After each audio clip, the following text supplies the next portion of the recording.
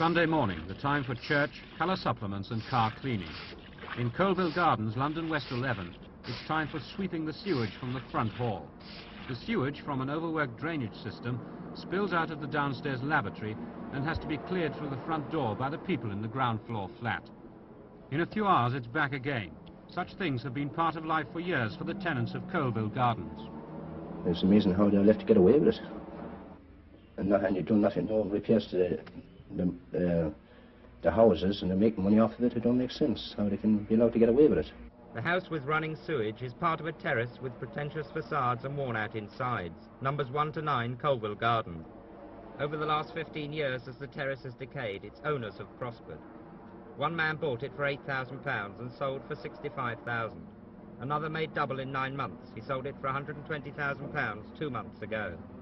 The latest owner has plans to end the terrace's career as a slum and redevelop it for more fortunate people.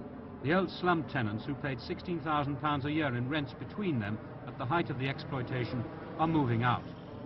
What has happened is typical of the area, Notting Hill. For years, houses there have been overcrowded and under-repaired. And now, as the years of neglect end, the tenants have to move out. They can't afford the rents the improvements demand. The story of a row of houses, the people who paid through the nose for nothing, and the men who took the money.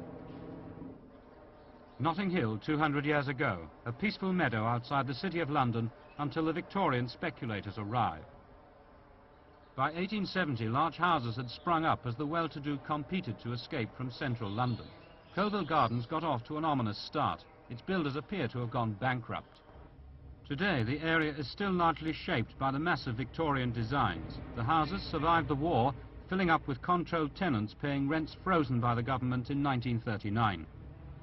Right up to the end of the war, Colville Gardens rubbed along in shabby gentility and was still owned by its original Victorian landlords, Colville Estates. In 1953, only 16 years ago, the whole terrace was sold for an astonishing £6,000, the price today of one semi-detached suburban house. The buyer, Lieutenant Colonel George Sinclair, held on for only 6 months and sold for £8,000. Then things began to happen. Henry Bowen Davis bought Colville Gardens, the start of his spectacular business career. Rent control ended and the packing in of tenants began. By last year it was a shambles, but it fetched £65,000. The buyers were a Bahamas company. Their profit, £55,000 in 9 months. The latest owner is Robert Covey, a fast-rising London businessman. He bought it in February. He is committed to 2 years of redevelopment that will be the end of the warren of dank rooms, dark stairways and overflowing drains. Though the homes won't be so grand, Colville Garden should once more resemble the middle-class haven Victorians planned 100 years ago. In one flat live a couple who've seen all the landlords come and go. Mr. and Mrs. Waymont moved into the top flat at number 8 in 1946 and have held on despite everything that's happened. We had to have 3 references to get in here. Yes, didn't we? And it was very nice. It really was. Really very nice.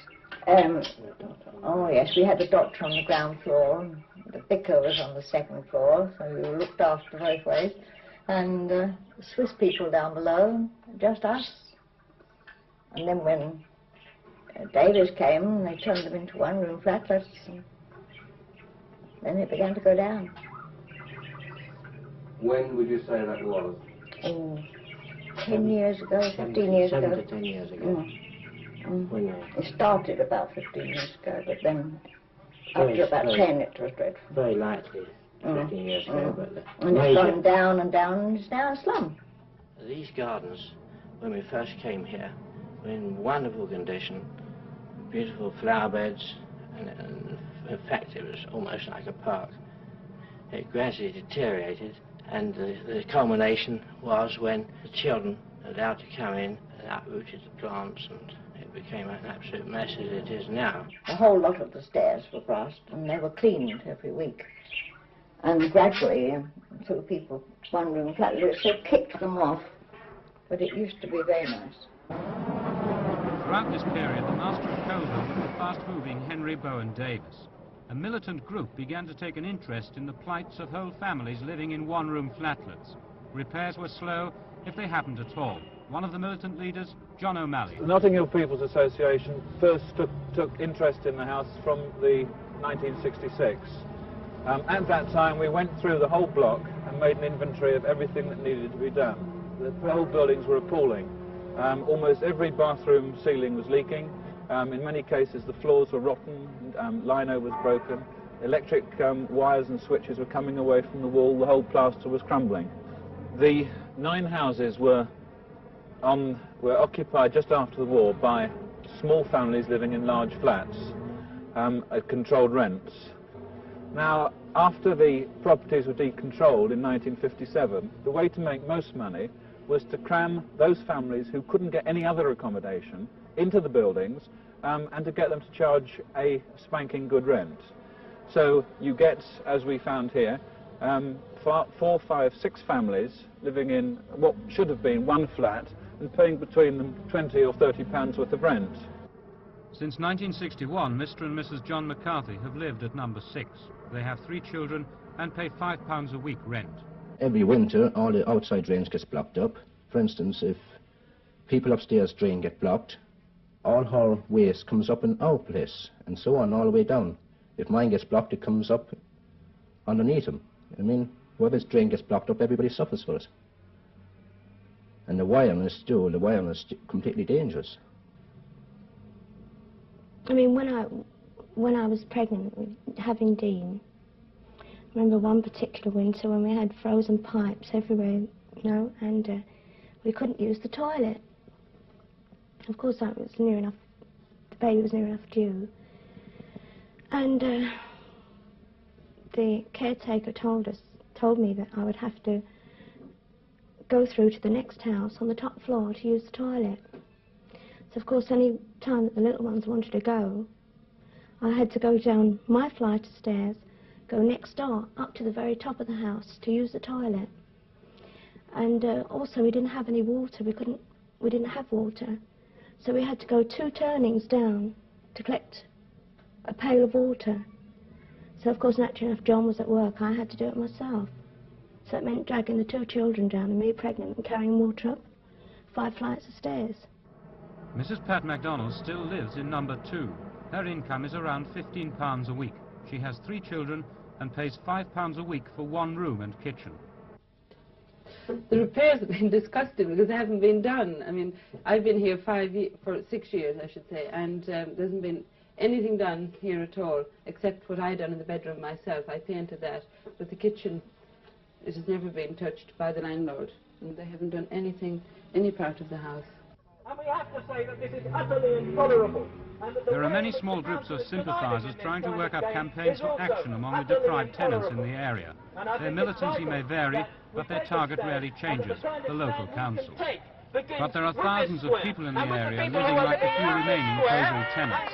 The average waiting time on the council list in Kensington and Chelsea, as in most London boroughs, is 10 years. The council is only bound by law to provide houses for people displaced by its own clearance schemes. Honestly, I don't know why they don't come out and really and truly scream at the council about these things, because I keep at it and keep on shouting for some form of rights, human rights for ourselves. We have to take it downstairs to the basement. Every little bit of rubbish, you know, I mean, obvious children here, it accumulates, you know, very quickly. So, of course, we just, you know, as fast as we get a certain amount, we have to go downstairs with it and empty it. I mean, of course, it's very rarely that they collect the rubbish anyway, nowadays. You know, you're just wading through stuff on the floor down there, you're just walking through rubbish, you know, as you empty yours, sort of thing. The decaying state of Coville Gardens drove many tenants to move into any other accommodation they could find. We tracked down some of them. It's a measure of the state of Coville Gardens that one woman, who now has 2 rooms for herself, her husband and 4 children, considered she'd moved up a rung. Mrs. Phyllis Varja. When we lived in Coville Gardens, we all slept in the one room. That meant there was 6 of us, sleeping and eating. The place wasn't very nice. The accommodation wasn't very nice. The furniture wasn't very nice. So therefore, the children were getting depressed and tormented all the time because you'd have to tell them, stop, don't touch the furniture, else it'd fall apart. So therefore, Colville's Gardens isn't a place to live in. It was one time, it was a place to live in, but now it's just like slums. They don't want to do anything, they don't want to repair anything, they want to have nothing got to do with us anymore. I've asked for the windows to be fixed, which were falling out. It took them 6 months to do it. They came along when it was too late to do it, when the window fell out. It nearly killed the woman underneath. The light switch was off for 4 years, which was on in sellotape. They wouldn't fix that. There was nothing out of place in the offices that ran the empire built up by Colville's landlord, Bowen Davis. Insurance, banking, newsagents, even fish and chip shops had become part of the £14 million concern he built in 14 years. His pack-em-in policy at Colville Gardens worked handsomely. At its peak, it was paying him no less than £16,000 a year, a rent income double what he paid for it. Most of his other activities were less profitable. Money ran out, and in January 1967, his empire collapsed. Yes, we've been trying to raise finance for associate companies from sources other than Davis Investments Limited. And we have managed to get our shop group supported, most fortunately. So these companies, I believe, can, most of them, continue trading until they are sold as a going concern. What does this mean to the investors? If we can sell everything as a going concern, then they won't lose money. It depends on the support of the joint stock banks over the next 2 weeks as to whether we can do this. There was no support. The official receiver took over. The companies owed £10 million. On May 15, 1967, Bowen Davis shot himself, his wife and his 2 children. The private tragedy extended beyond his own laurel hedge in Wimbledon. On the other side of town, the mess he left behind remained. The tenants of Colville Gardens made a bid to get away from private landlords. They petitioned the council to buy the houses, but the medical officer of health reported them to be in above-average condition for the area. His report was described by one Labour councillor as like telling the inmates of Devil's Island that things were worse in Auschwitz. The chairman of the Housing Committee of Kensington and Chelsea Council is Miss Sheila Roberts. She made the decision not to buy. No, the fundamental issue here is, do you believe that there is any place for private capital in the housing problems of the country, in particular of our borough? We believe that there is, and given that the conditions in Colville Gardens were no different to those of many other parts of the borough, and by no means as bad as the housing conditions in certain parts of the northern borough, we were not prepared to give priority attention to this property as was demanded by some of the tenants, which would have meant that families living in worse housing accommodation had to wait for the council's inspection of their property. At the time of the crash, there were 202 people living in Colville Gardens, including 70 children under the age of 10. The houses were in the hands of the official receiver. Many tenants left and no new ones were admitted. 18 months were to go by before the tenants got a landlord they could call their own again. And when they got him, they didn't know who he was. Inquiries were always answered through a solicitor. Those who asked were simply told that the terrace had been sold for £65,000 to a company called Trade and General Investments, which is nowhere registered in this country. World in Action researchers spent weeks trying to trace the real owner through a fog of companies and solicitors. Everywhere we inquired, we were met with hasty assurances, we're not the owners, but they could never tell us who was. We wanted to know why there was no landlord's name on the rent books, as the law says there must be. We wanted to ask about the rubbish, the overcrowding, and above all, the lack of repairs. A woman had her gas stove taken away because she complained of a leak. The gas stove has not been replaced. Between May of last year and February of this year, not one piece of work was done, repair work, which was done. Now, this has meant some quite serious things for the people living there. The Bahamas, the tax haven for companies that cannot stand budgets like tomorrow's. In the Bahamas, companies pay the minimum in tax and give the minimum of information. That's where Trade and General Investments, the company said to have bought Colville Gardens, turned out to be. The island's company records showed them to be operating at 330 Bay Street in the capital, Nassau. The directors are Mr. A.D.S. Meikle and Mr. R.H. Pringle, but when we called them by telephone, they claimed to know nothing whatsoever about Colville Gardens. Hundreds of companies which do not operate in the Bahamas have been registered there for tax purposes with local nominee directors. Messrs. Meikle and Pringle are directors of scores of such companies. They said that the law would not let them name the man behind Trade and General. Do you know, for example, the name of the Bahamas-based company that owned this property last year? No. Jersey. The record showed Trade and General to be associated with another company on this island tax haven. 2 years ago, Trade and General were recorded as having gone into the property business with a Jersey company called Commercial International. And at last this led us to a name. The founder of that Jersey company, a Mr. Oscar Mintz. We never know who, it goes through so many hands and you don't know who actually owns it. The solicitors in London looking after the affairs of Colville who, Gardens it goes were a through so firm many called Phelan hands & and you Co. don't know They also turned who out to be actually Mr. owns Mintz it. solicitors. Here in Soho, we discovered Oscar Mintz doing business from a room in the offices of a defunct textile firm. And after all those international searches, it was ironic to find the man who knows most, living a nightpenny bus ride away from Colville Gardens, in a luxury block in St. John's Wood, with his wife and coloured maid. Mr. Mintz declined to answer our questions. Both he and his solicitors denied he had been the owner of the decrepit terrace. There is, however, no doubt about his involvement with this mysterious period of ownership of Colville Gardens. He spent £2,000 paying tenants to get out of the houses so that they could be redeveloped, and he discussed business affairs with the caretaker. Did you ever question Mr. Mintz about the Bahamas connection? It seems rather funny on the face of it that a Bahamas company should buy Colville Gardens. Well, he said he was the owner, but I didn't know at the time whether he was a Bahamas or what. I had no idea. I didn't even know. All I had was a phone number of his phone number. I didn't even that he was the owner, the new man that bought the property. He actually told you that he was the owner? He was the owner. He bought the property. Did he ever have any communications, to your knowledge, with the Bahamas? Well, not to my knowledge, not that I know of. Was he easy to get hold of? Was he in London most of the time? Well, yes, he was pretty reasonable to get a hold of. It was this phone number. He left me a good phone, and he generally either got the message or he turned up himself. Miss Roberts of Kensington Council Housing Committee. We sought to establish whether they were a bona fide company, whether they intended to proceed with the development for which they had put in a planning application, and we sought assurances that the existing tenants would be properly looked after. But if you don't know who the operators are, then how can you be sure that they are responsible people?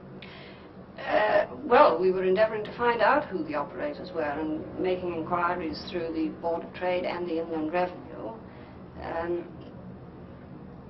I don't think there were any inquiries that we could have made, which we were not in the process of making when we learned that the property had again changed hands. The period of obscure ownership ended in February. It had lasted for 9 months. During that time, no repairs were done, and the property lurched even further downhill. The reward for the owner, whoever he was a profit of about £55,000, for doing nothing apart from hiding himself. At least Colville's new owner, Mr. Robert Gubbay, accepts his responsibility. His redevelopment plans are clear, and he's assured us he will find other homes for the few remaining tenants. The international flavour of Colville Gardens continues. The Trade Development Bank and the City of London, now mortgaging the property, has 5 Swiss and 2 Brazilian directors. Camden Hill, Kensington, one of the smartest residential areas in London. 15 years ago it was a slum, but today only the wealthy live there.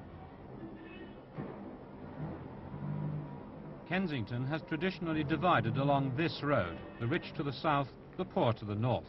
North Kensington on the right, which includes Notting Hill and Colville Gardens, remains basically a twilight area.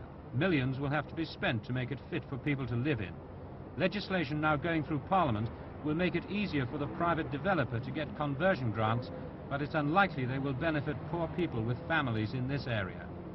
As things stand, the businessman cannot provide decent housing at rents the poor can afford. Half a mile from Colville Gardens, 1959, £4,000, 1969, 16,000. This house is nearer still, about a quarter of a mile from Colville Gardens. 10 years ago it was worth £10,000. Today, with soaring property prices and expensive conversions, it could not go for less than 16,000. This terrace is a few blocks away from Colville. 10 years ago the price was £7,000. Now the going price is around 18,000. It's a money area, and the people with money is moving in. And the people who's got no money, they're trying to get them out. They don't want them in this area. The people who left Colville and houses like Colville undergoing conversion have been pushed further north into these small, grubby streets. They've joined thousands already here, struggling to survive in single rooms. They have no chance at all of getting reasonable homes at a price they can afford. The average income here is £15. The average rent for a two-bedroom flat, £10.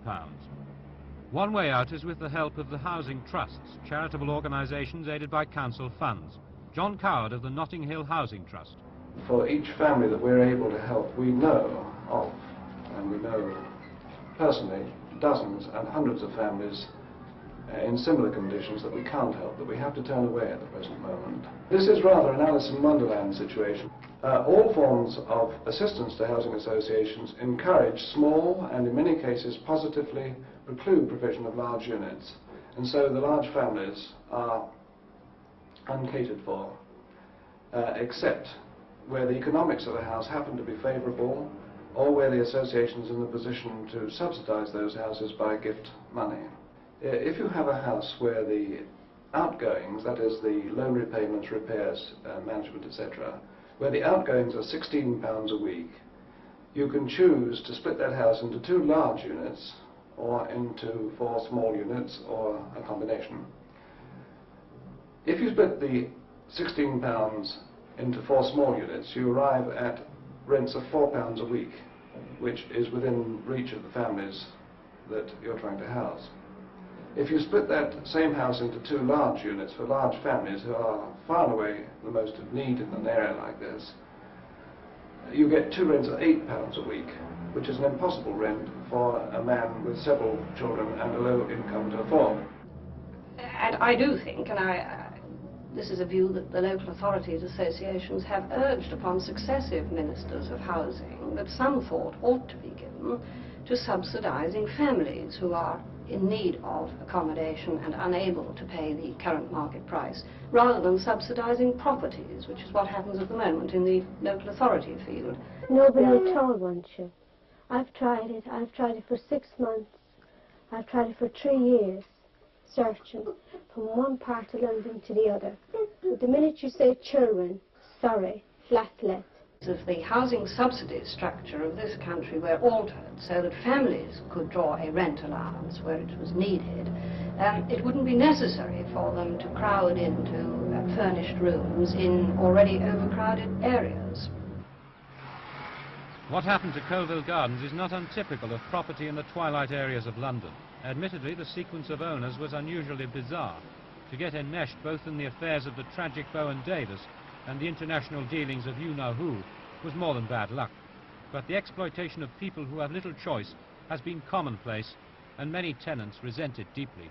They'll go up there and they'll tear the town hall to pieces, because people just can't keep up putting up with this sort of thing. I think people are frightened. I really do, in this area, in this particular street. I mean, you can go so far.